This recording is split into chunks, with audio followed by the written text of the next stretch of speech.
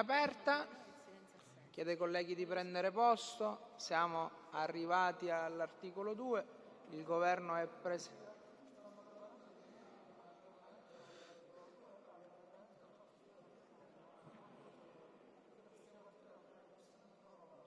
Ok, chiedo al Governo però di dirlo al microfono così che gli altri colleghi possano sentirlo. Sì, buongiorno, grazie Presidente. Essendo stato ieri approvato una riscrittura parziale dell'articolo 1 con alcuni emendamenti, i miei uffici stanno lavorando all'adeguamento dell'articolo 2 per renderlo omogeneo con l'articolo 1, quindi chiederei, essendo ancora in corso questo lavoro, di accantonarlo per un momento e passare a un altro articolo. Grazie. Andiamo direttamente allora all'articolo 3. Chiedo al Presidente Di Paola di potermi sostituire.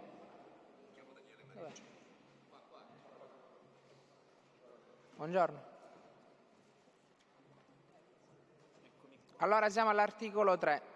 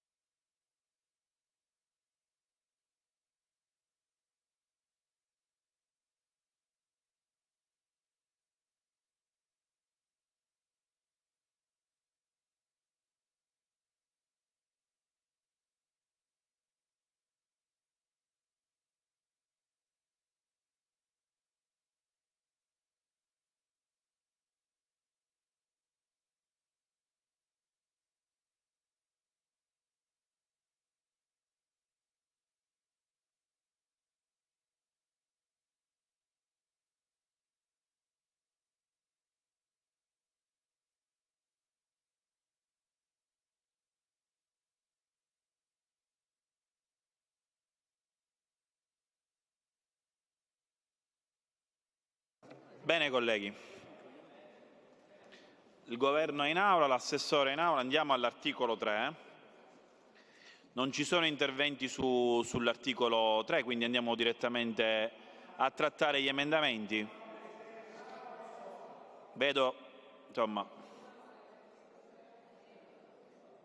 la maggioranza è presente, quindi possiamo procedere.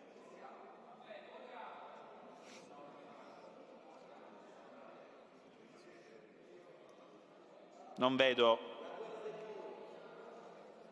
però questa volta non vedo le opposizioni in aula, cioè vedo l'onorevole Catanzaro, non vedo le opposizioni, la maggioranza c'è, quindi possiamo proseguire in maniera... Opposizione vedo l'onorevole Catanzaro, Spada, Safina e Saverino, quindi, e Lombardo e Sciotto ovviamente. No, è perché siete in fondo.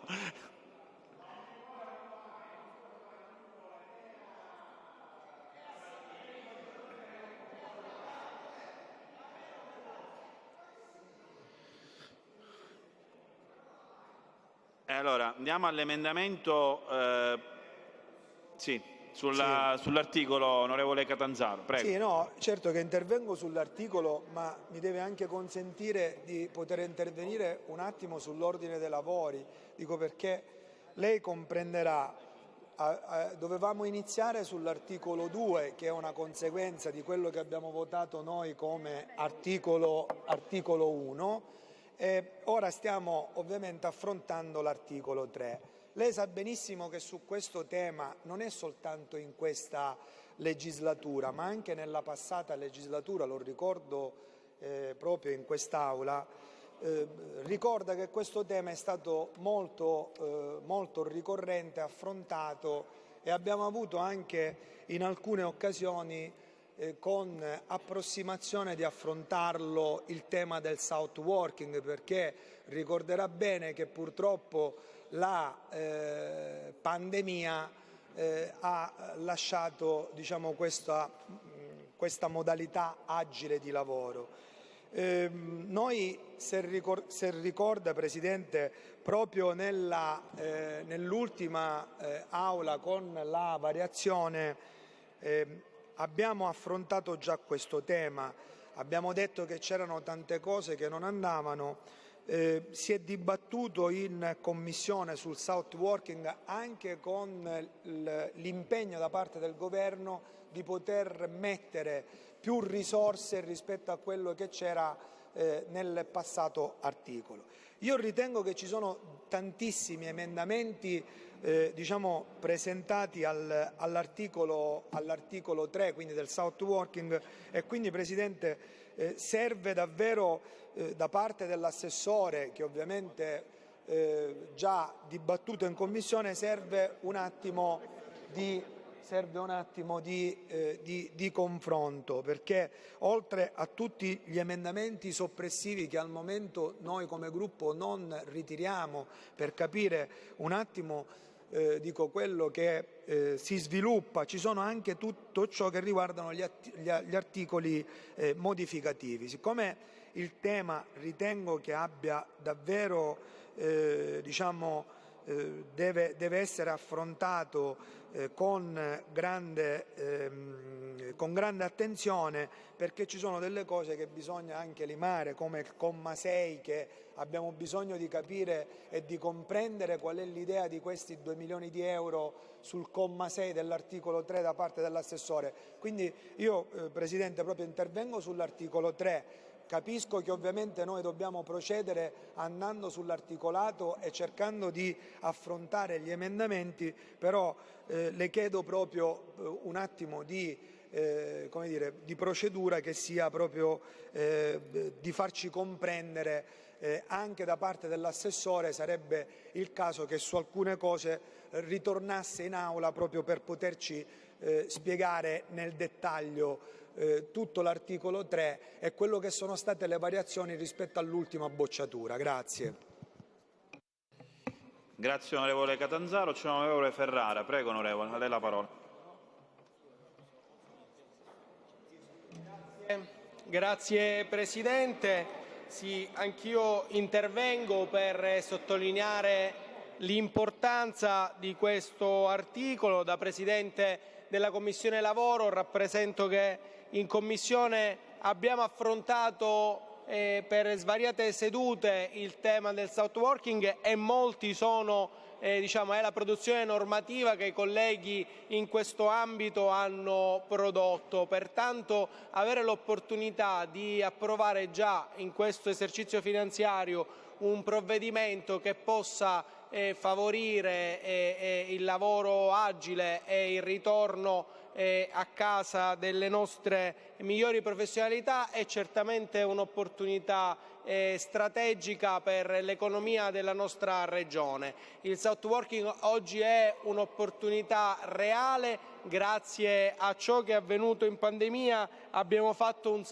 balzo in avanti nella digitalizzazione e oggi sono tantissime le opportunità che insistono per far sì che ci sia la possibilità di lavorare da remoto 7 giorni su 7. Le aziende tuttavia, per questioni strategiche, pur incentivando lo smart working, non vogliono tagliare quel cordone ombelicale che collega l'azienda con il lavoratore, magari anche soltanto per un giorno a settimana, e quindi sostanzialmente impediscono una vera realizzazione di questa che è una rivoluzione nell'organizzazione del lavoro. Ecco, un incentivo come quello pensato dal Governo può invece incentivare e invogliare le aziende a tagliare questo cordone ombelicale e concedere ai lavoratori di ritornare a casa e di poter lavorare da casa.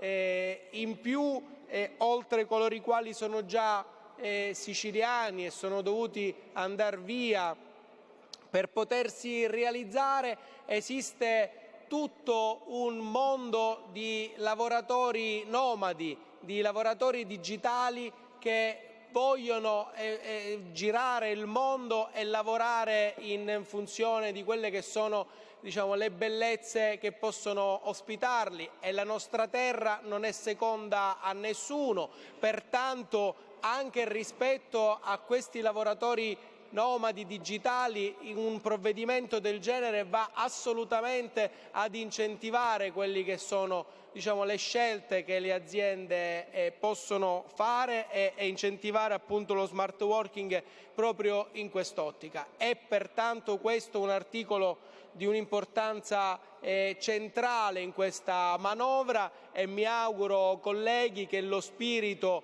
che ci condurrà all'approvazione di questo articolo possa essere uno spirito costruttivo, come del resto ho già sentito il primo intervento del Presidente Catanzaro. Quindi mi auguro che possa essere unanime lo spirito costruttivo, perché attraverso provvedimenti come questi davvero l'economia della nostra terra può andare in una direzione o nell'altra, e siccome sono certo che l'interesse di tutti noi è quello di servire il nostro popolo siciliano e la nostra terra, sono certo che provvedimenti del genere siano attenzionati allo stesso modo da tutti e possano vedere l'approvazione. Grazie. Grazie onorevole Ferrara. Ha chiesto di intervenire l'onorevole Adorno. Prego onorevole. Sì, grazie Presidente. Rispetto a questa nuova normativa avevo proposto un intervento e integrazione attraverso un emendamento, e cioè dire che includesse una platea più ampia, e qui mi rivolgo anche all'assessore Dagnino. Assessore, se posso avere un attimo la sua attenzione, se possiamo integrare questa norma anche attraverso l'estensione ai lavoratori già occupati con contratto a tempo indeterminato da almeno 6 mesi. Quindi voi praticamente attraverso questa nuova normativa date la possibilità ai nuovi ingressi nel mondo del lavoro e quindi in tal senso questa norma vorrebbe premiare i giovani che lavorano in sedi fuori dalla nostra regione, che domani, ipotetico, potessero lavorare e rientrare nella nostra regione, ma che in questo momento da questa norma verrebbero discriminati, non potendo rientrare in quella platea della quale si usufruisce di questo beneficio. Quindi ho presentato un modificativo nel quale appunto si è prevista anche la possibilità per i lavoratori a tempo indeterminato che lavorano in aziende fuori dalla nostra, che se rientrano nella nostra prestando uno smart working possano usufruire delle medesime agevolazioni. Grazie Presidente. Grazie onorevole Adorno. Ha chiesto di intervenire l'onorevole Gilistro. Prego onorevole.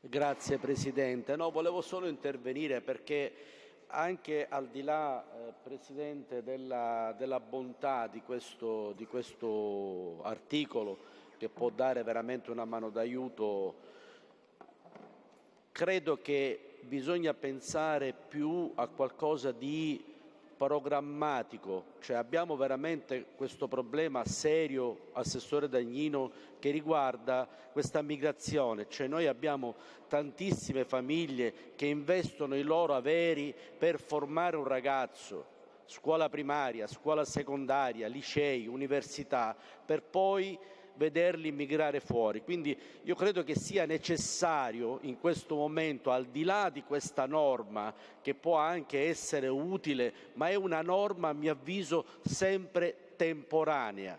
Io mi auguro che questo governo possa veramente programmare, avere un qualcosa di programmatico per quello che riguarda le assunzioni all'interno della nostra regione. Quindi il maggiore sforzo che questo governo deve fare è quello di produrre posti di lavoro all'interno della nostra regione e di permettere e di essere attrattivi, addirittura al contrario. Sarebbe bellissimo, il sogno di un siciliano, vedere che dalle altre regioni possano venire a lavorare nella nostra Sicilia per le migliaia di potenzialità che questa regione possiede. Grazie.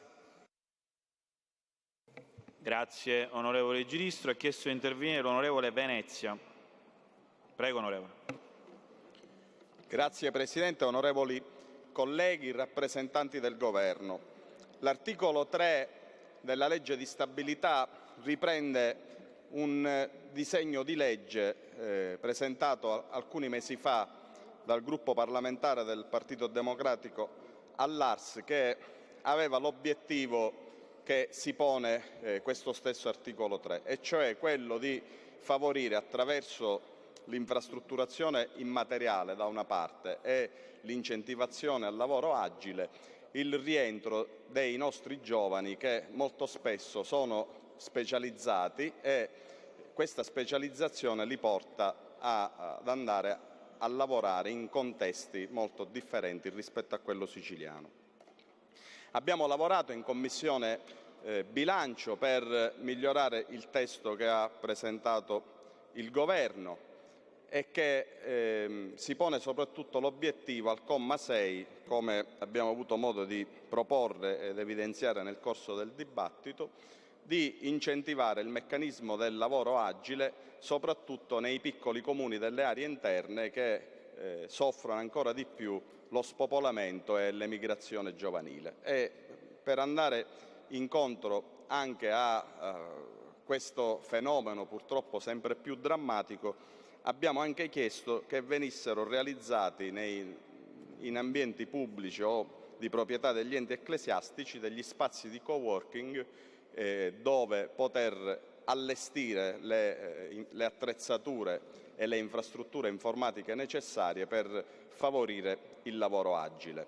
L'impatto delle nuove tecnologie e dell'automazione, ma soprattutto l'impatto dell'intelligenza artificiale, stravolgerà nei prossimi decenni il mondo del lavoro e, secondo le stime di chi si occupa di sociologia del lavoro, circa 4 giovani su 10 nei prossimi 30 anni o 40 anni faranno un lavoro che attualmente nemmeno esiste.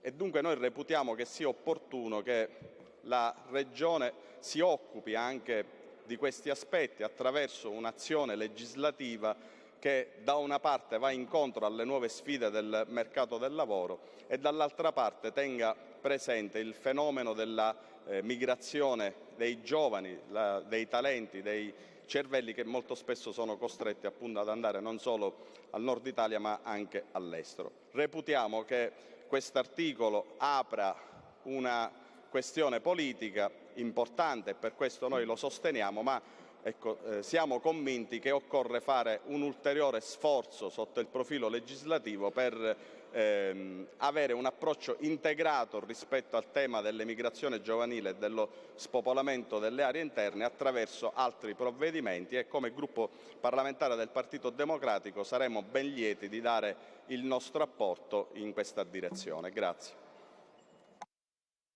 Grazie onorevole Venezia. Ha chiesto di intervenire l'onorevole Di Pasquale. Prego onorevole.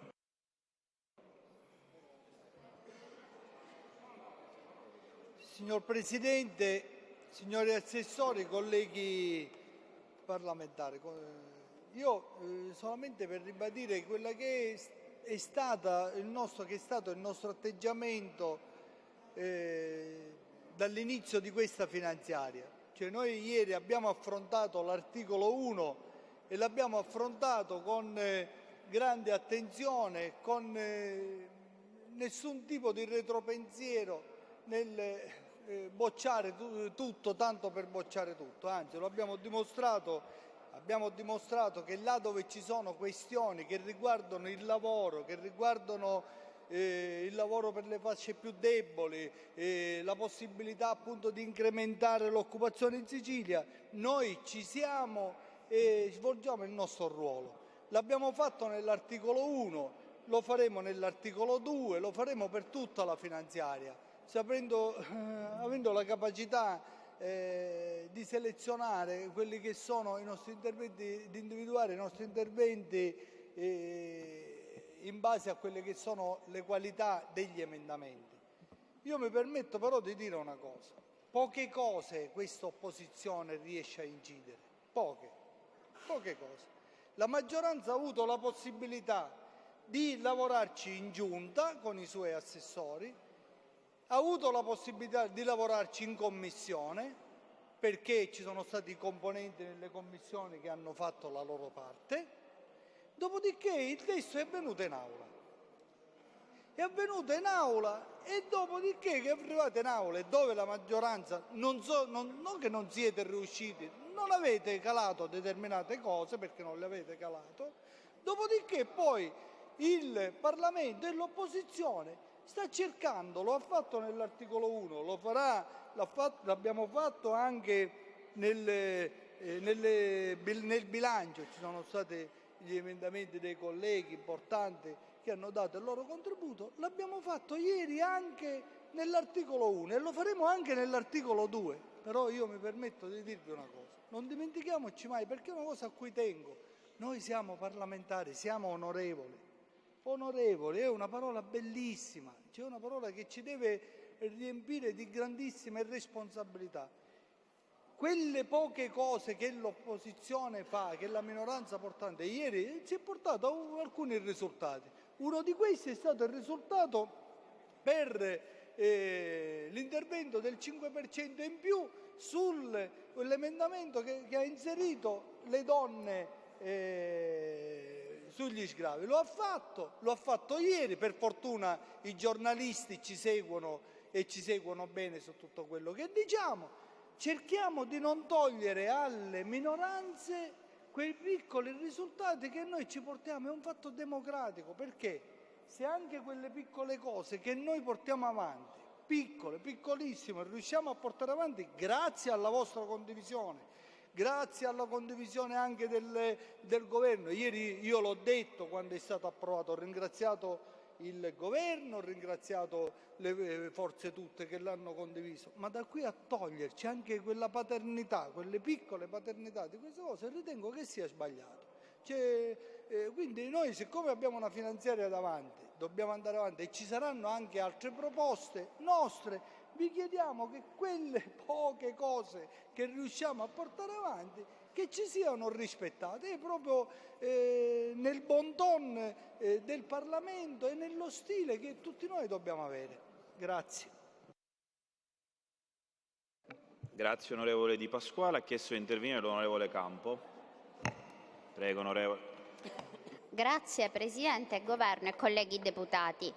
Riguardo a questa misura, io non dico che ogni misura volta all'inserimento lavorativo e a trattenere la fuga dei cervelli dei nostri giovani in Sicilia non sia positiva, però mi sa molto di una misura spot, perché vede Presidente, il vero problema di quest'isola è che in 10 anni sono emigrate ben 57.000 persone, tutti giovani, alla ricerca di lavoro fuori, perché tutte le misure a sostegno del lavoro dei giovani fino ad oggi sono state prive di progettualità e programmazione per il futuro. Sono state delle misure che lasciavano chiaramente agli ragazzi poche speranze di inserirsi veramente nel mondo lavorativo, perché non facevano altro che fare dei part-time o degli stage retribuiti senza poi di fatto una prospettiva, perché erano misure una tantum. Fra l'altro con stipendi veramente bassi, chiaramente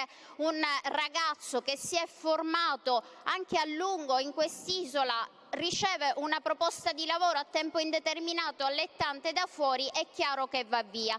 E quindi io mi aspettavo, più che una misura di questo tipo, anche una contromisura per crearlo in Sicilia il lavoro, per fare in modo che queste proposte fossero continuative e strutturate negli anni, magari con degli accordi anche con i nostri enti di formazione e le nostre università, perché manca anche un rapporto solido con tutte quei corsi anche che formano i ragazzi relativamente ai lavori che li trattengono al sud, che sono nei settori dell'energia, dell'agroalimentare, del turismo, dell'innovazione. Il sud ha queste prerogative, queste caratteristiche, noi ci dovevamo rafforzare per trattenere i nostri ragazzi e non semplicemente aiutare le imprese di fuori a rimandarceli a casa, senza però di fatto, è una norma poco chiara, non vorrei che fosse l'ennesima passerella di questo governo per fare qualche conferenza stampa, perché veramente quello su cui bisogna puntare è cercare di crearlo il lavoro in Sicilia. Non dobbiamo stare sempre a speranza di avere il lavoro da fuori e portare i ragazzi qua a distanza. Quindi per me lo ripeto, tutto quello che può aiutare i giovani è pur sempre qualcosa, però va in una direzione politica che mi convince poco. Grazie. Grazie onorevole Campo. Ha chiesto di intervenire l'onorevole Giambona. Prego, onorevole.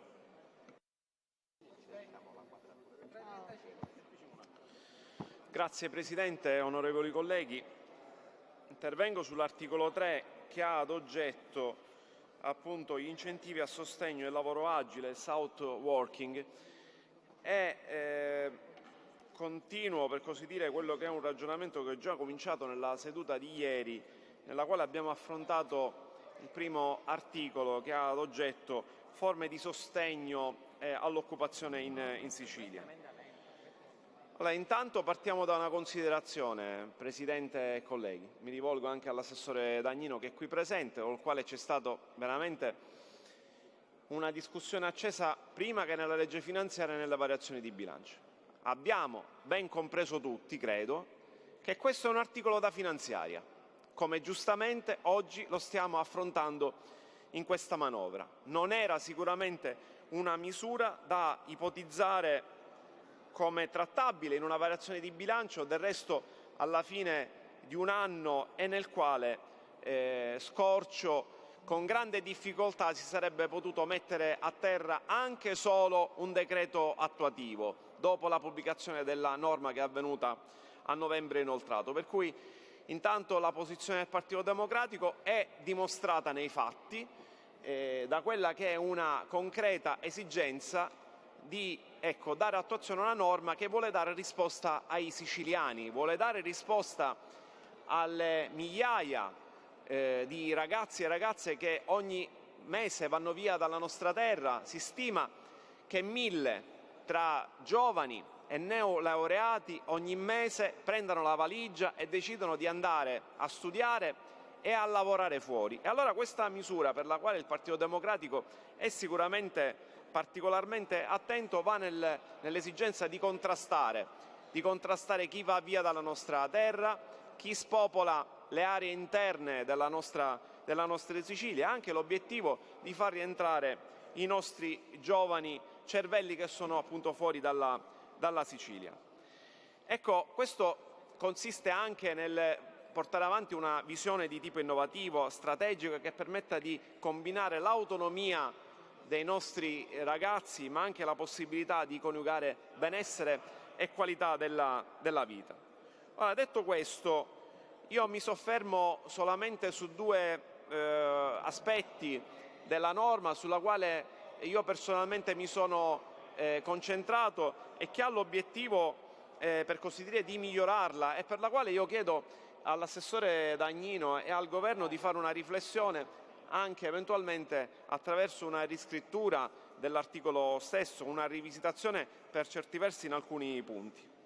L'ho detto già ieri, assessore Dagnino, presidente Schifani, oltre ad incentivare il lavoro, noi dobbiamo avere un'attenzione particolare a quella che è la qualità del lavoro.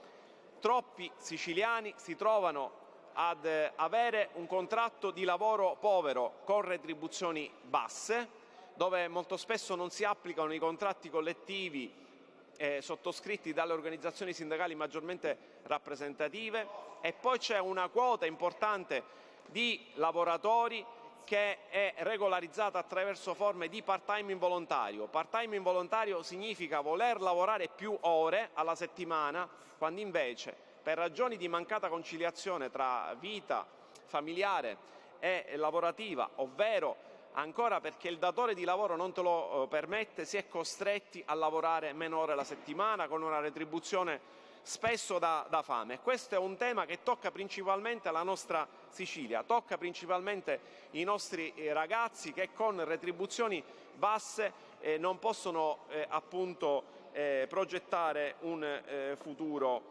roseo. Ecco perché abbiamo proposto nei nostri emendamenti di dare particolare attenzione affinché questo sostegno, come altre forme di sostegno, sia garantito anche e soprattutto alle trasformazioni a tempo pieno e alle trasformazioni dei rapporti di lavoro da tempo determinato a tempo indeterminato. Quindi questo è il primo elemento che noi tendiamo ad evidenziare, cioè creare sistemi di sostegno che contrastino il lavoro povero e che garantiscano la stabilità del lavoro con il rispetto dei contratti collettivi che garantiscono delle paghe dignitose. E quando parlo di contratti collettivi mi riferisco a quelli sottoscritti dalle organizzazioni sindacali maggiormente rappresentative, perché in Sicilia, Assessore Dagnino, abbiamo un problema rilevante che è quello del dumping contrattuale. Anzi, da questo punto di vista nelle prossime settimane la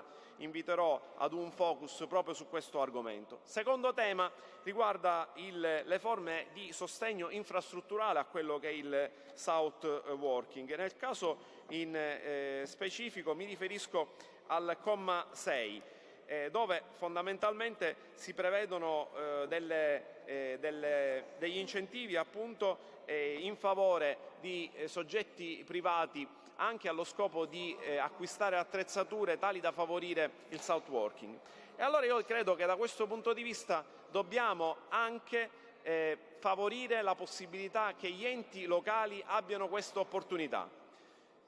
Personalmente ho avuto modo di confrontarmi con tanti amministratori dell'entroterra siciliano che hanno visto recentemente un crescente interesse da parte di lavoratori che provengono anche da fuori i confini della regione a lavorare nella nostra terra, poiché valutano positivamente in termini di qualità della vita la possibilità di lavorare via remoto, e molti comuni siciliani si sono per l'appunto organizzati fornendo degli spazi inclusivi, degli spazi di lavoro attrezzati, e credo che questa possa essere una buona risposta da dare alle comunità delle aree interne, alle comunità delle aree montane, per contrastare lo spopolamento che sembrerebbe essere inarrestabile. Ecco perché io ritengo che il comma 6 dell'articolo 3, che prevede forme di incentivi dal punto di vista infrastrutturale per la realizzazione di spazi di coworking, debba essere esteso in maniera corposa, in maniera cospicua, anche ai comuni delle aree interne e delle aree montane. Questa sarebbe anche una bella risposta in termini concreti per tentare di dare aiuto ai nostri territori, appunto per garantire non solo la permanenza dei nostri lavoratori, non solo per avvicinare coloro che sono andati via nel tempo, ma per favorire l'avvicinamento e il ripopolamento di comunità importanti della nostra Sicilia. Quindi da questo punto di vista invito il Governo ad analizzare con attenzione quelle che sono le proposte emendative che abbiamo avanzato, a ragionare ad una riscrittura dell'articolo in questi termini e con queste modalità. La disponibilità del Partito Democratico naturalmente c'è, aspettiamo l'apertura del Governo in tal senso.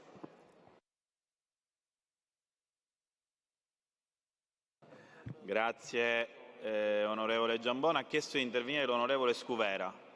Prego onorevole.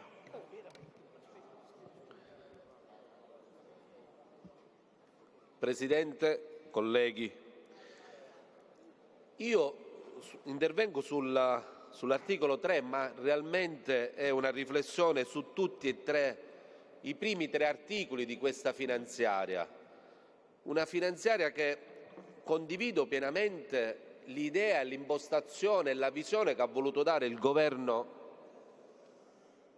regionale per lo sviluppo della nostra Sicilia, per lo sviluppo della nostra isola.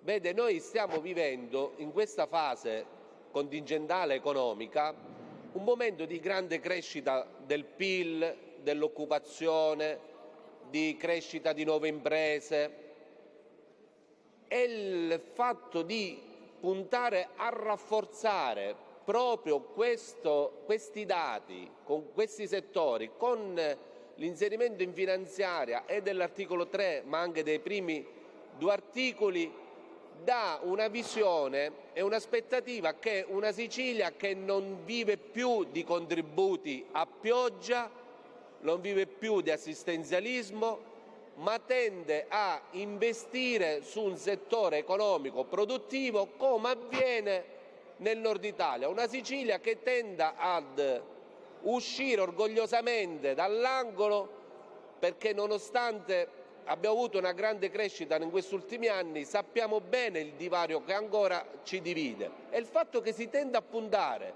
su questo settore, sulla crescita delle imprese, sulla nuova occupazione stabile, sugli investimenti delle imprese, perché i primi tre articoli io ritengo che ha avuto la capacità il governo di essere uno concatenati nell'altro, perché rafforzano ogni articolo. Il primo articolo stabilisce che se tutto va bene nella procedura e nella strada corretta si stabiliscono circa 40.000 nuovi posti di lavoro. Certo, io forse nel primo articolo avrei aumentato l'incentivo dal 10 al 20% per renderla più attrattiva per le imprese, perché forse il 10 siamo al limite della sostenibilità.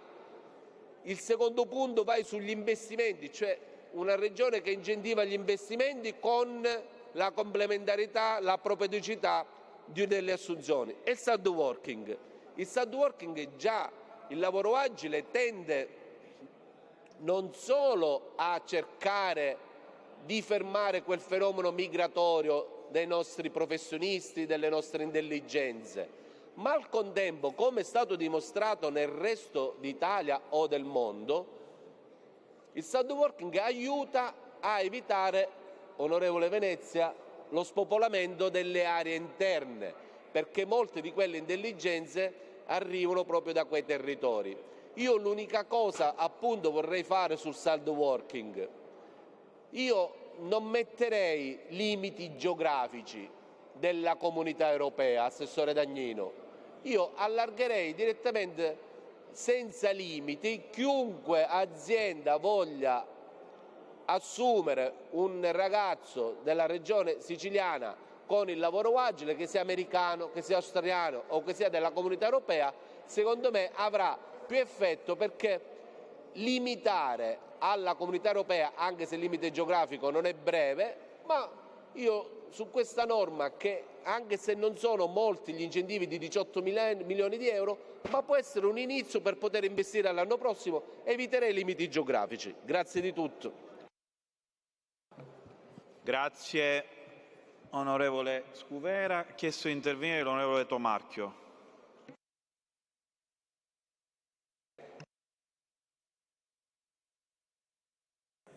Grazie signor Presidente. Onorevoli colleghi, io credo che questa misura che ci accingiamo ad approvare segni il cuore, unitamente a quelle dell'articolo 1 e dell'articolo 2, segni il cuore di questa finanziaria. Un cuore che parla di imprese, di mondo produttivo, ma soprattutto di rientro dei giovani in Sicilia. Credo allo stesso tempo però che sia una norma, come tutte le norme, come tutte le proposte, che il governo Schifani abbia ben proposto, ben portato in aula, ma che quest'Aula abbia la possibilità, il dovere forse di migliorare. E in tal senso abbiamo presentato delle proposte che in un certo senso rafforzano l'intenzione e l'indirizzo di questa norma che il Governo propone. In questo momento noi cosa stiamo leggendo sul testo originario? Noi leggiamo una misura che vuole andare a incentivare il lavoro agile per quelle aziende che dovessero decidere di far rientrare i giovani in Sicilia e di farli lavorare in smart working nei fatti. Una misura giusta, sacrosanta, che noi condividiamo e che noi siamo pronti ad approvare, ma penso che si possa fare un passo oltre, che si debba fare un passo oltre, perché ritengo che ci sia la possibilità, se davvero vogliamo fare un atto di coraggio e vogliamo gettare il cuore oltre l'ostacolo, ritengo che questa misura si possa allargare anche a quelle aziende che decidano di assumere dei ragazzi che siano stati per almeno 5 anni fuori dalla nostra Sicilia e che, venendo così assunti, possano dare all'impresa che li assume la possibilità di usufruire di questo sgravio. Questo andrebbe a rafforzare l'intenzione della norma che ci accingiamo ad approvare, perché diventerebbe una misura forte e di immediata risoluzione. E in tal senso io credo che, e lancio un appello ai banchi dell'opposizione, ma soprattutto ai giovani colleghi dell'opposizione, credo che in tal senso, dato che si parla in questi giorni di intergruppi, credo che in tal senso abbiamo la possibilità di riscrivere, abbiamo forse il dovere di riscrivere questa norma per migliorarla e per far sì che ci sia un intergruppo in quest'Aula, che è quello degli under 40, degli under 50 o comunque di chi ha a cuore le tematiche del rientro dei giovani in Sicilia, perché ritengo che approvando questa modifica che abbiamo proposto e che quindi troviamo tra gli emendamenti, ma che possiamo, colleghi, riscrivere insieme e migliorare, ritengo che il concetto della norma si rafforzerebbe, signor Presidente, diventerebbe ancora più dirompente e diventerebbe soprattutto di più facile attuazione. Quindi guardo ai banchi dell'opposizione, guardo i miei giovani colleghi chiedendo ufficialmente di interrompere magari per qualche minuto l'Aula, signor Presidente, ragionare su questa proposta, riscriverla e rafforzare il concetto della norma per far sì che davvero un'azienda da domani, da quando avremo approvato questa norma, che assuma un giovane che è stato fuori per almeno 5 anni, ma anche su questo possiamo raccordarci meglio, possa usufruire di questo sgravio. Ritengo che con questa modifica l'immediato risultato si avrebbe con sicuramente maggiore efficienza e maggiore efficacia. Grazie onorevole. Ha chiesto di intervenire l'onorevole Saverino. Prego onorevole. Grazie Presidente, onorevoli colleghi. Assessore Dagnino, io credo che sia importante che lei ci stia ad ascoltare. Noi abbiamo affrontato in questi giorni, da ieri, con gli articoli 1, 2 e 3 e poi successivamente anche con l'articolo 35, affronteremo e stiamo affrontando tanti incentivi al lavoro e misure per l'attrazione di residenti. Quindi abbiamo dato anche noi, Presidente, però c'è troppa confusione. Onorevole, lei ha perfettamente ragione. Infatti. Assessore. Un attimo, Assessore. Quindi, un attimo.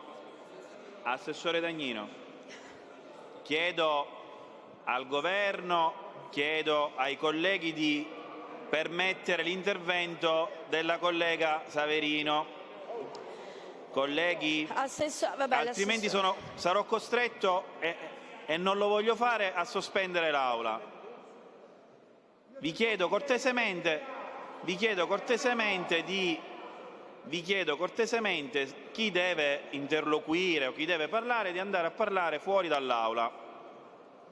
Non mi fate fare l'appello dei deputati. Va bene, vado, procede, Assessore Dagnino. Quindi, come dicevo, abbiamo previsto, il Governo ha previsto diversi incentivi e misure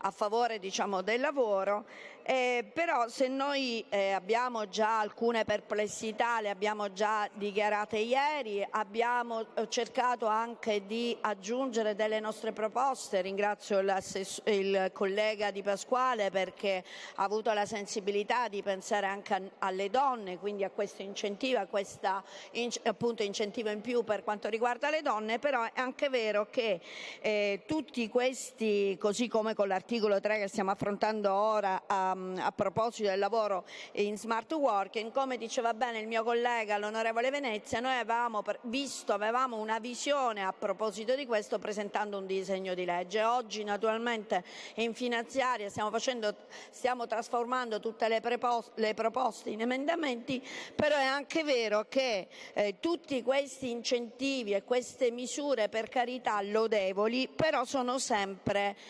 non hanno una visione a lungo termine, siamo di fronte soltanto a contributi a fondo perduto, senza andare a pensare quello che possa essere necessario per far diventare la Sicilia veramente attrattiva e quindi dare la possibilità di lavoro stabile e di opportunità per i nostri giovani. Per cui sì, è vero, parliamo tanto di giovani, di rientro dei nostri giovani da fuori, però di fatto tutti questi incentivi e contributi a fondo perduto sono soltanto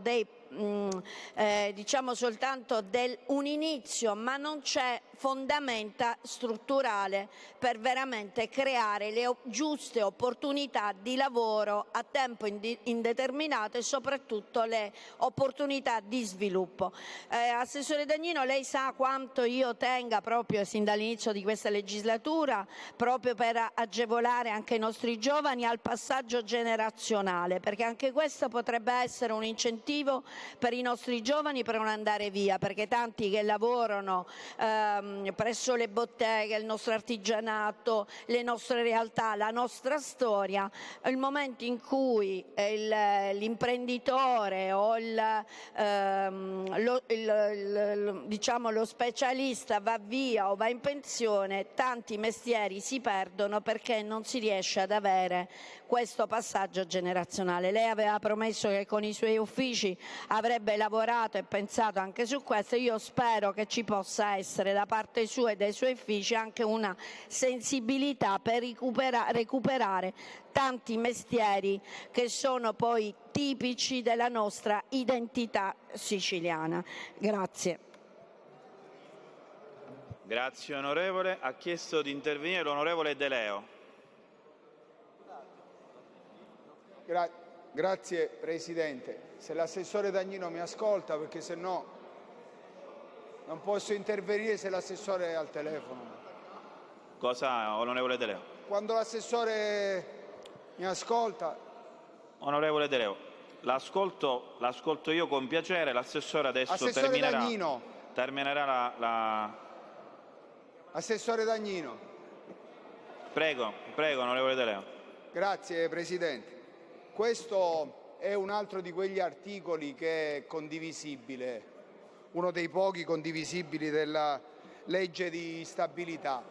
Io, Presidente, credo che sia l'istituzione del South Working sia una scelta moderna e coerente, però ampiamente sono intervenuti i colleghi, mi hanno anticipato sui punti critici di quest'articolo, però volevo rispondere anche al collega Di Pasquale che questo è lo stesso articolo che è stato presentato, Assessore, in variazione di bilancio e non approvato dall'Aula.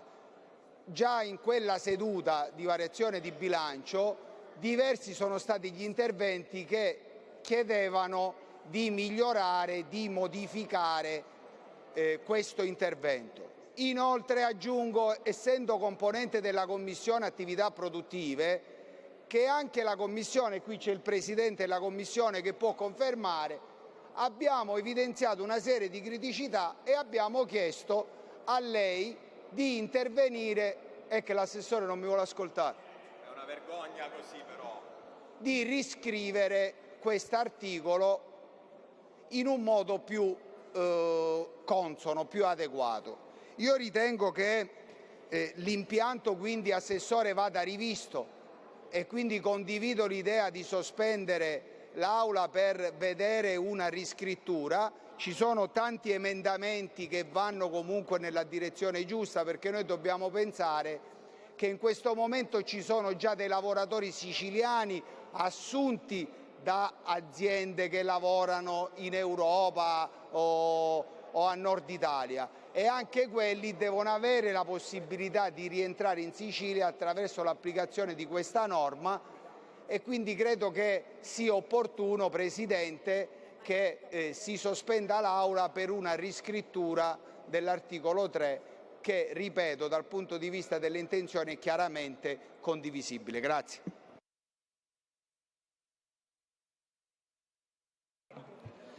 Grazie onorevole De Leo. Ha chiesto di intervenire l'onorevole Schillaci.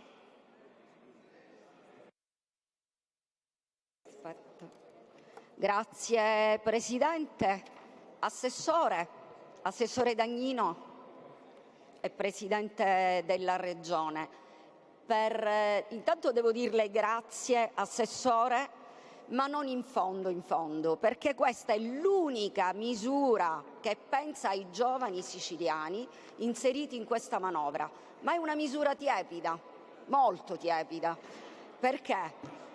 Tant'è che noi abbiamo pensato, Assessore, a una riscrittura che capovolge completamente la misura, perché dare degli incentivi alle imprese a cui viene imposto lo smart working non lo riteniamo che sia opportuno. Perché?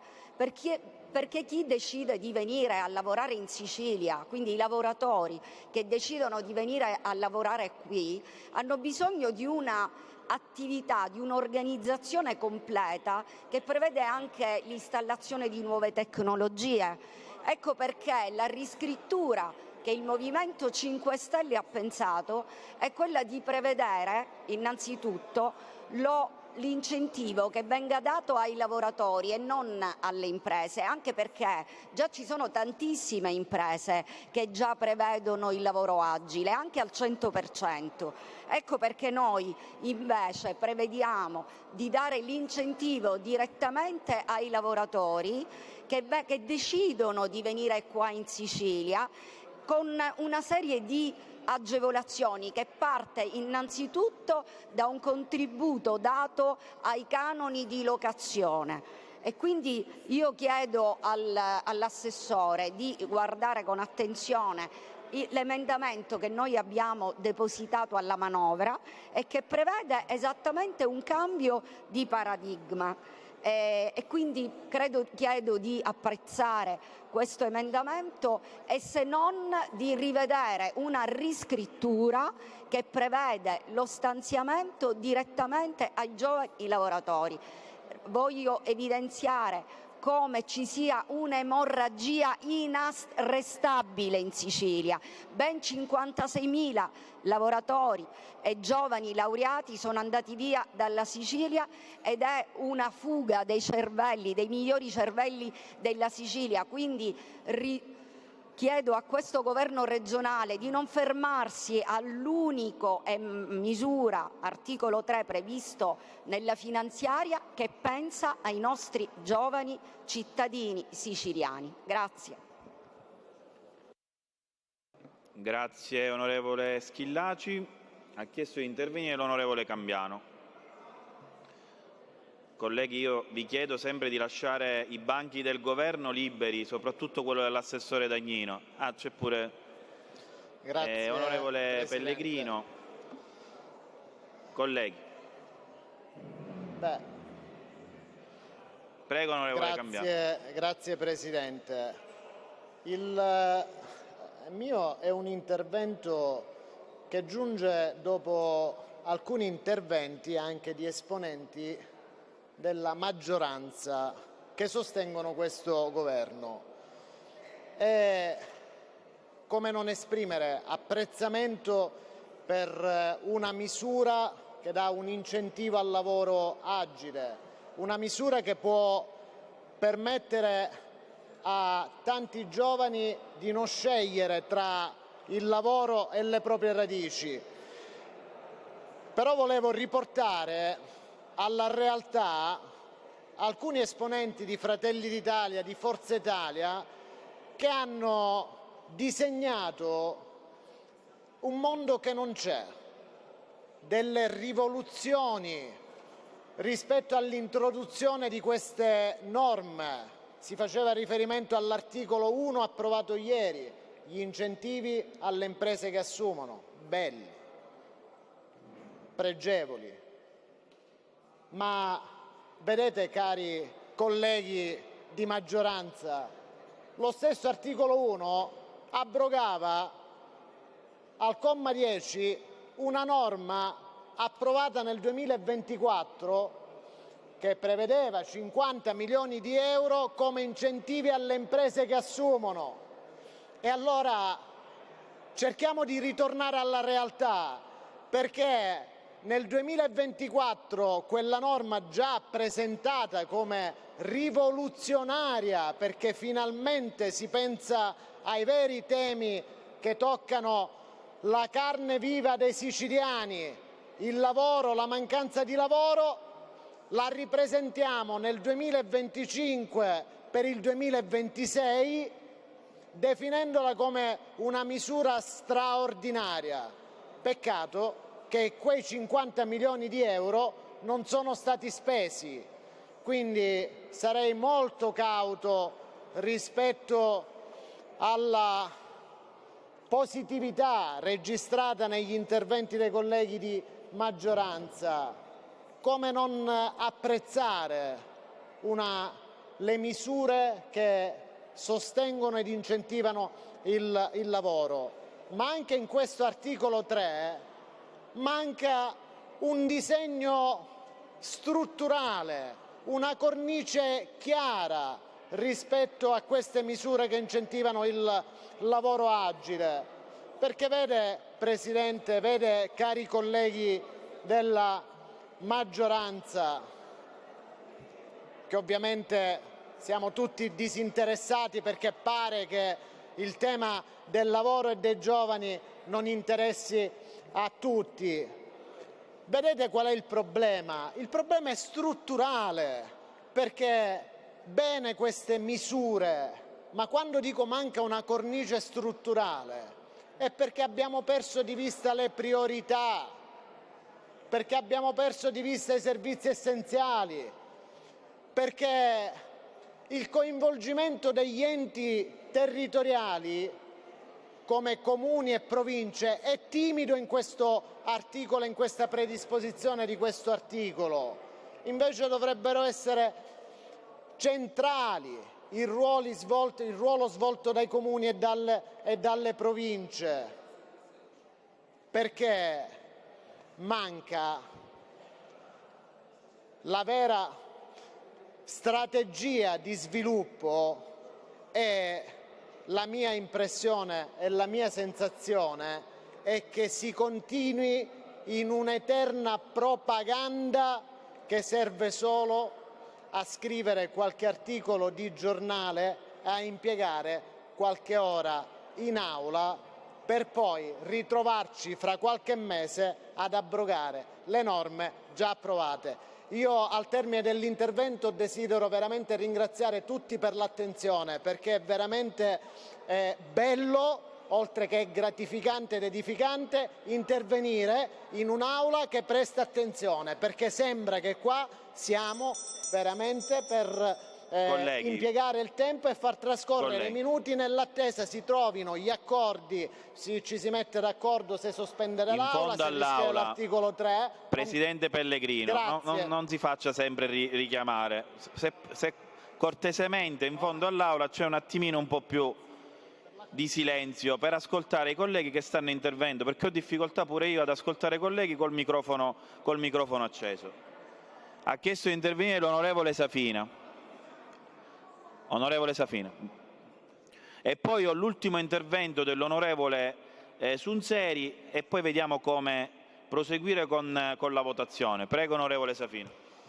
Presidente, onorevoli colleghi, io ritengo che l'articolo 3 sia una di quelle norme che di questo testo di disegno di legge possa salvarsi, al netto di alcune questioni che a mio avviso andrebbero corrette, anche alla luce degli interventi che mi hanno preceduto, le osservazioni del collega Giambona, le osservazioni del collega Tomarchio, del collega De Leo. E ho letto nel fascicolo una serie di emendamenti che sono particolarmente importanti e interessanti, anche perché questa norma, per come è scritta, che vuole perseguire un obiettivo sicuramente nobile, importante, quello di garantire il rientro o comunque la non fuoriuscita di tanti giovani siciliani e anche meno giovani, possa essere però pregiudicato da alcuni errori nella scrittura delle norme. Quindi io penso davvero che su questa norma, come diceva anche il capogruppo del Partito Democratico, bisognerebbe, come abbiamo fatto ieri, Presidente, che ci siamo seduti, abbiamo ragionato, abbiamo preso spunto delle osservazioni che sono provenute dall'Aula, talvolta dall'opposizione, talvolta dalla maggioranza, e abbiamo fatto una norma che penso che, se riusciremo ad avere il placet della Commissione europea, potrà raggiungere dei buoni obiettivi. Abbiamo introdotto delle cose ieri che siamo la prima regione. Abbiamo per la prima volta incentivato la riduzione dell'orario a 35 ore settimanali, che sarebbe una grande conquista per esempio per le donne, per coniugare i tempi di vita e di lavoro, e io penso che anche sull'articolo 3 si debba fare questo lavoro. Dunque iniziare adesso a votarla, a mio avviso sarebbe un errore, e sarebbe più corretto accantonarla un attimo, verificare i testi degli emendamenti che sono stati presentati, tenere conto anche delle indicazioni che hanno fornito i colleghi di maggioranza e arrivare a un testo che possa essere condiviso, perché alla fine gli articoli 1, 2 e 3 di questa manovra possono rappresentare un patrimonio comune, se c'è questa volontà, altrimenti ci si confronta col voto. Grazie Presidente. Grazie onorevole Safina. Ho l'ultimo intervento dell'onorevole Sunseri e poi ascolterò il Governo rispetto alle richieste che sono state fatte dai colleghi in Aula. Prego onorevole Sunseri. Grazie Presidente. Allora, intanto per il futuro suggerirei di evitare inglesismi, perché dal dibattito è apparsa qualche lacuna, qualche carenza di pronuncia che forse è meglio evitare, dato che stiamo scrivendo una legge che andrà in Gazzetta della Regione Siciliana. È meglio utilizzare termini in italiano, che anche quelli a volte. Due passaggi. Allora, il primo, io non sono convinto che questa sia una norma facilmente applicabile. Altre che avevano un tenore da aiuto di Stato nel corso degli anni, come abbiamo detto ieri, non hanno avuto vita facile né applicazione facile. Anche qui purtroppo, Presidente Schifani, Assessore, noto per l'ennesima volta questa farraginosità nel decreto, perché qui addirittura si parla del decreto del Presidente su proposta dell'assessore per la famiglia, di concerto con l'assessore per l'economia, sentita la Commissione. Ci sono la Presidenza, 2 assessorati alla Commissione, e quindi la Commissione va sentita. Eviterei magari uno dei 2 assessorati, o si procede in modo diverso, ma la possiamo riscrivere. Detto ciò, io sono anche disposto a votare favorevolmente questo articolo, ripeto, pur nelle perplessità dell'applicazione già esplicate da diversi colleghi prima di me. Però, Presidente, io vorrei che lei si prendesse un impegno, che a fine dell'anno comunque relazionasse l'Aula sull'applicazione di questa norma, perché le cifre non sono indifferenti. Quindi, se lei riuscirà a portarla a casa e ottenendo i risultati che tutti noi ci auguriamo, saremo tutti contenti addirittura di rifinanziarla per gli anni a venire. Se invece alla fine dell'anno ci rendiamo conto che non ha funzionato per tutta una serie di ragioni, aiuti di Stato, aziende che non partecipano, giovani che non fanno, abbiamo la possibilità di rivedere le risorse e utilizzarle altrove. Grazie. Grazie onorevole Sunseri. Assessore Dagnino, prego, rispetto alle proposte e richieste che sono state fatte in Aula. Grazie Presidente, abbiamo ascoltato con molto interesse il contributo che è venuto dall'Aula e il Governo conferma, come già avvenuto nei giorni scorsi, in particolare ieri con l'articolo 1, la disponibilità a approfondire e trovare una sintesi, cosa per la quale credo sia necessaria una breve interruzione, prima della quale però vorrei confermarvi che è pronto, ho già consegnato alla Presidenza, il testo dell'articolo 2 riscritto in coerenza con quanto stabilito ieri dall'Aula sull'articolo 1, quindi se la Presidenza lo ritiene si potrebbe prima dell'interruzione velocemente passare al voto dell'articolo 2 e poi appunto fermarci per riformulare e stabilire gli emendamenti da accogliere favorevolmente sull'articolo 3. Grazie. Grazie Assessore. A questo punto, colleghi, visto le richieste che sono state fatte da molti che sono intervenuti in Aula e la disponibilità da parte del Governo, io ritornerei all'articolo 2 che trovate la riscrittura all'interno dei vostri tablet. Lo troverete all'interno della cartella fuori sacco, emendamenti fuori sacco. E il 2 Gov. Emendamenti fuori sacco 2 Gov. Ed è la riscrittura del Governo dell'articolo 2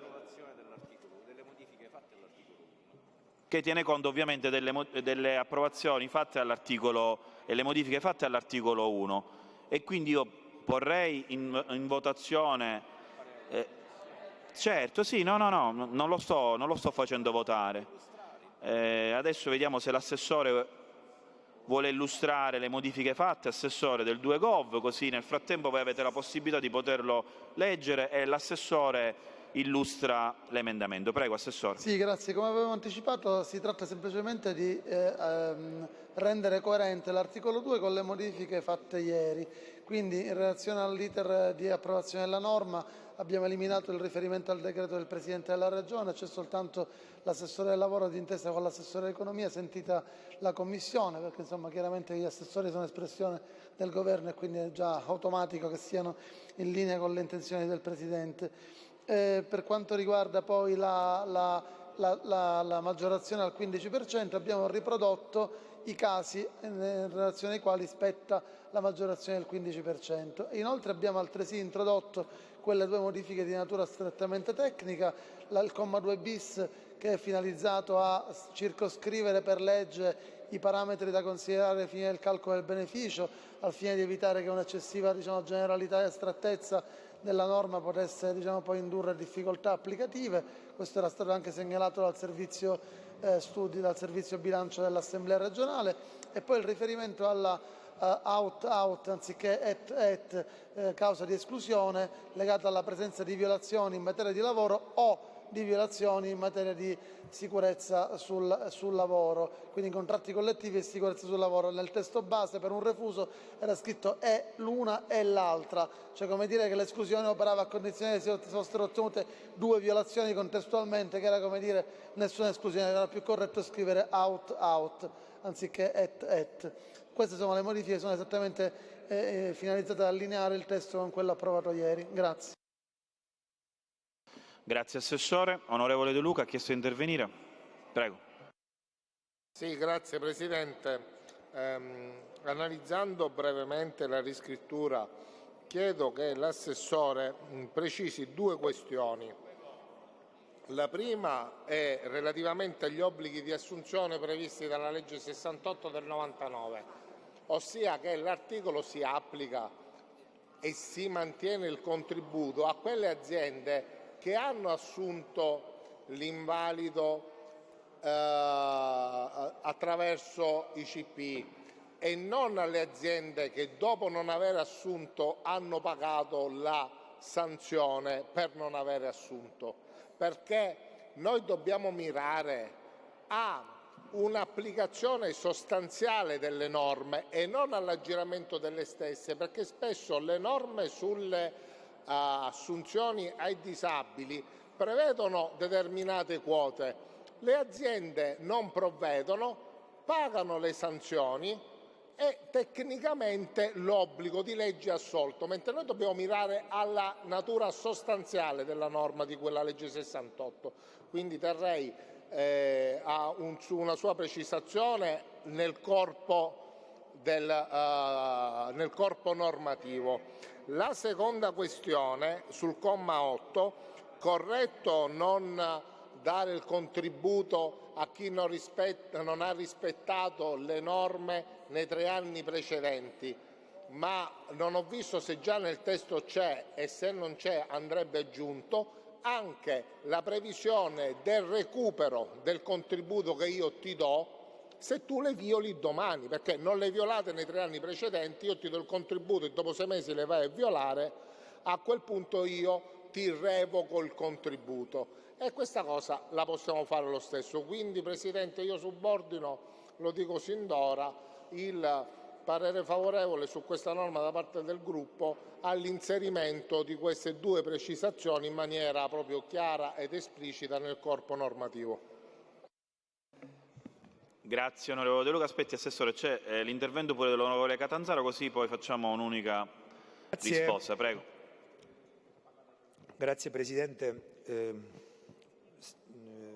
Diciamo che l'intervento di ieri fatto sull'articolo 1 lo rifaccio sull'articolo 2, perché ieri abbiamo accantonato l'articolo 1, abbiamo fatto un lavoro per cercare di inserire alcuni accorgimenti che arrivavano dai banchi dei parlamentari di maggioranza e di opposizione, e alla fine l'articolo 1 è andato. Sull'articolo 2 devo dire, Assessore Dagnino, siccome raccoglie quello che abbiamo già messo dentro nell'articolo 1, è chiaro che il collega De Luca poneva alcuni quesiti. Spero che l'assessore possa su questo articolo, perché ritengo che forse, Presidente della Regione, 2, 3, 4 sono gli articoli, noi continuiamo ancora a dirlo al Governo cercando di farvi comprendere, e non perdiamo occasione di dire che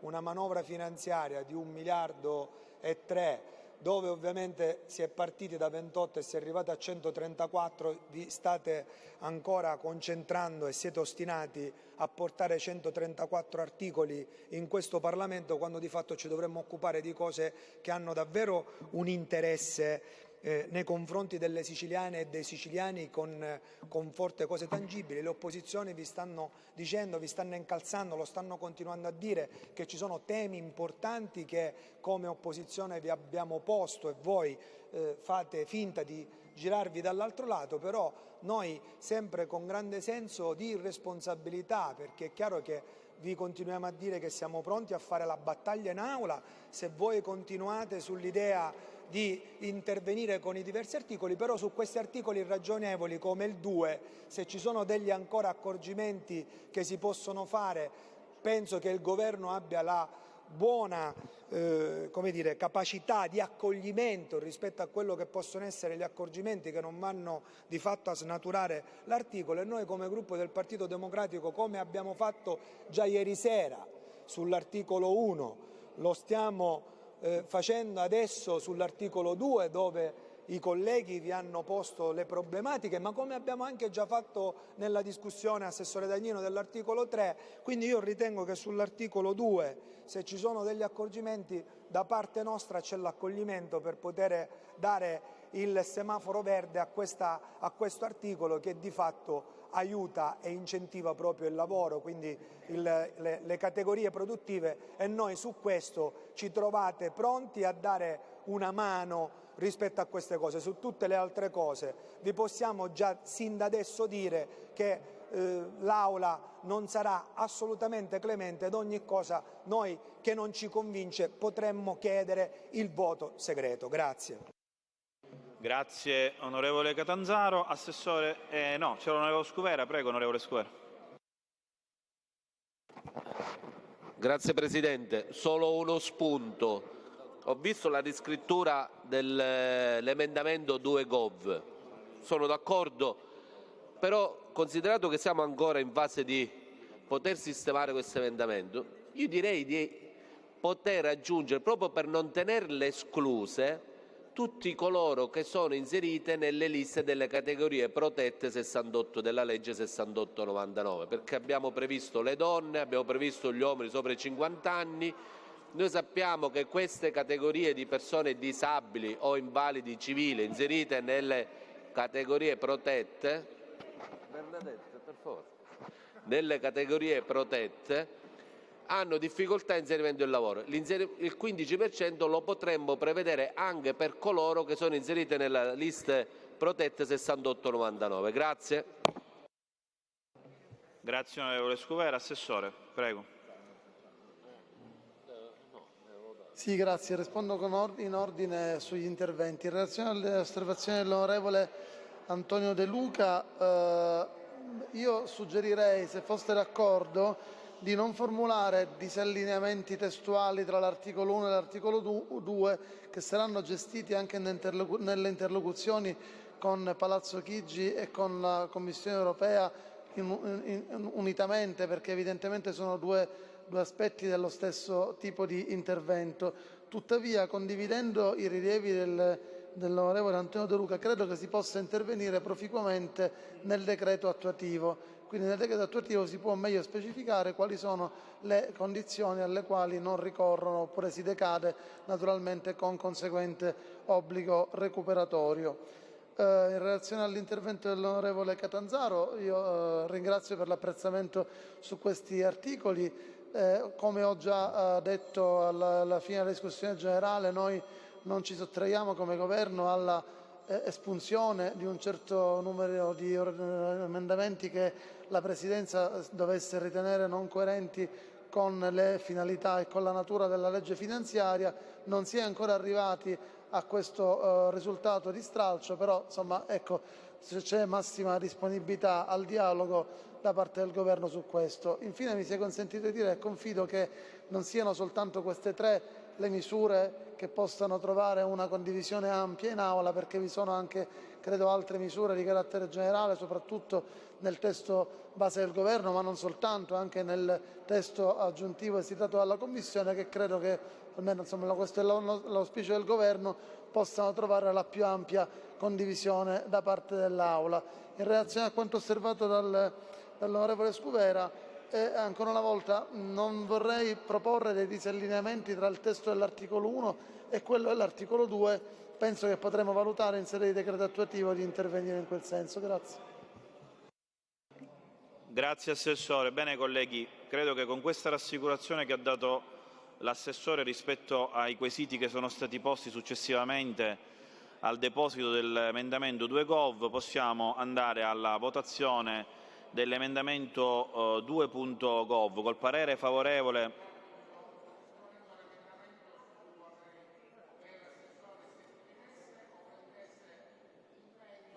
ha già preso l'impegno, onorevole De Luca.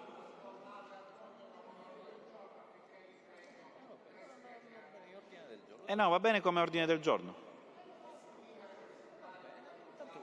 Sì, dico, ma intanto votiamo il 2.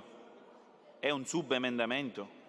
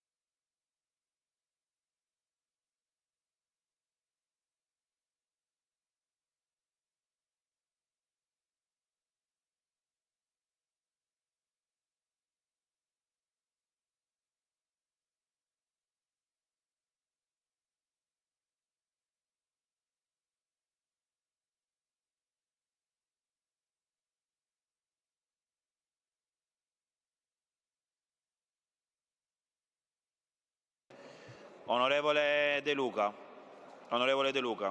siccome noi non possiamo andare a modificare nuovamente l'articolo 1 che abbiamo già approvato, ho parlato col Governo e dovremmo andare a modificare l'articolo 1. Questo lo accogliamo, lo trasformiamo come ordine del giorno, perché non possiamo andare a rimodificare l'articolo 1 che abbiamo già approvato. Prego, onorevole. Allora, la questione dell'articolo 1 è soltanto una questione di allineamento, ragion per cui l'Assemblea ha due strade: approvarlo adesso e modificarlo nell'articolo 1 ai sensi dell'articolo 117 alla fine dei lavori, oppure l'unanimità, oppure... Onorevole De Luca. Un attimo, scusi Presidente, sono due articoli diversi, ci siamo? L'articolo 1 che è stato approvato, l'articolo 2 che lo stiamo discutendo oggi. Se io adesso approvo un articolo che in qualche modo non si allinea con quelli precedenti approvati, il regolamento assembleare, il segretario lo confermerà, consente l'allineamento dei due articoli con il 117 al termine dei lavori. Quindi intanto è un falso problema. In secondo luogo, anche con l'unanimità dell'Assemblea si può tornare sull'articolo 1 con l'unanimità. Per cui io direi, siccome stiamo parlando di tutela dei lavoratori e di tutela dei disabili e non di argomenti di basso cabotaggio, credo che una riflessione vada accolta da questa Assemblea, perché credo che il clima lo consenta. Assessore, lei vuole fare un'ulteriore osservazione? Allora, fermo restando nel merito, non c'è contrarietà, anzi il Governo condivide l'emendamento. Io intravedo solo, consentitemi di fare una riflessione giuridica, a meno che non vi fossero spazi per il riallineamento anche dell'articolo 1, ma mi ero consultato un momento prima con la Presidenza e mi sembrava che non vi fossero spazi in questo senso. Non so se adesso si può parlare del 117. Se ci sono spazi tecnici siamo favorevoli.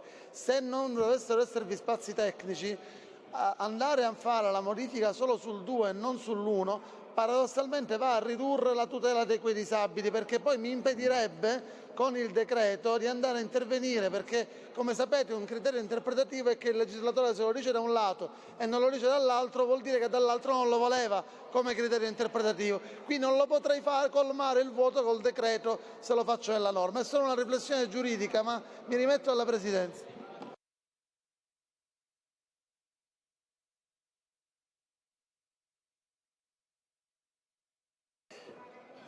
Colleghi.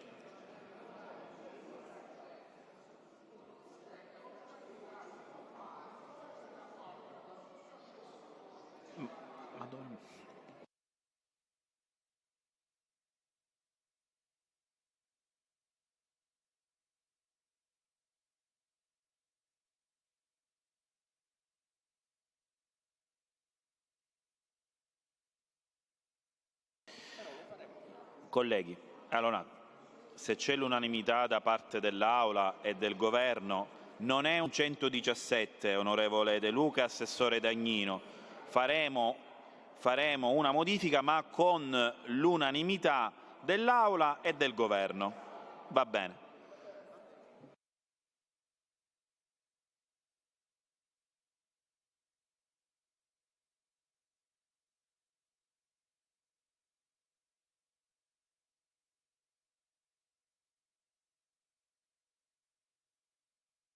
Colleghi, stiamo numerando il subemendamento che è stato presentato, a breve lo troverete sui tablet, in maniera tale che votiamo e poi andiamo a fare la modifica all'unanimità.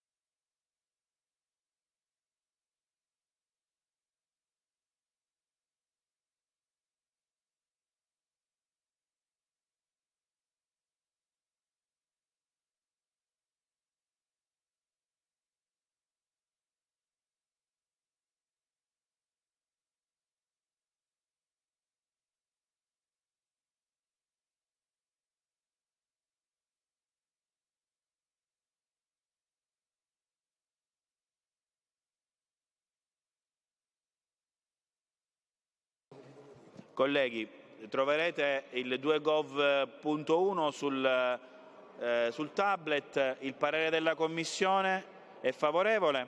Il parere del Governo, Assessore Dagnino, è favorevole. Lo pongo in votazione. Chi è favorevole rimanga seduto, chi è contrario si alzi. È approvato il 2.gov.1. A questo punto metto in votazione il 2.gov, così come emendato. Il parere della Commissione è favorevole. Governo, il parere è favorevole, lo pongo in votazione. Chi è favorevole rimanga seduto, chi è contrario si alzi.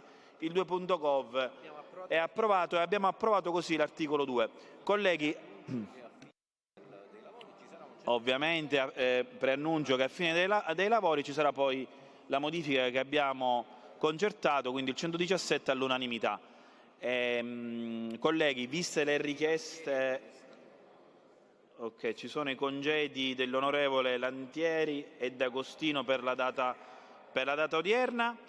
Colleghi, prima di ritornare all'articolo 3, e visto la disponibilità da parte del Governo e visto le richieste che ci sono state da parte di alcuni, anzi molti colleghi in aula, io sospenderei, così come abbiamo fatto ieri sull'articolo 1, sospenderei la seduta per 15 minuti e darei così il tempo all'assessore, al Governo, assieme ai colleghi che sono intervenuti, di poter fare le modifiche e concertare sulla modifica dell'articolo 3 e poi procedere con il voto. La seduta è sospesa.